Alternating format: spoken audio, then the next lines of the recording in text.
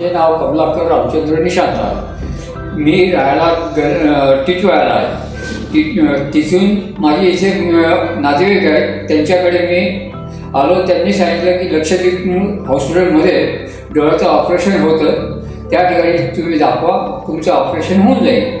मग त्याप्रमाणे मी लक्षद्वीप हॉस्पिटलमध्ये आलो.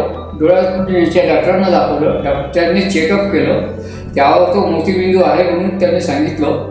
मी त्यावेळेला हॉस्पिटलमध्ये आल्या त्यांनी तारीख दिली मला की बुवा ह्या दिवशी आपण ऑपरेशन करायचं आहे. तर म्हणून त्यावेळेला मी येऊन ऑपरेशनला आलो.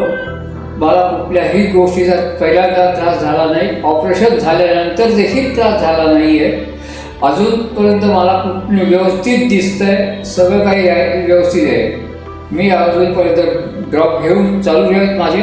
आणि आता मला 21 तारखेला त्यांनी नंबर देणार आहे. तो नंबर घ्यायसाठी मी 21 तारखेला इथे येणार आहोत.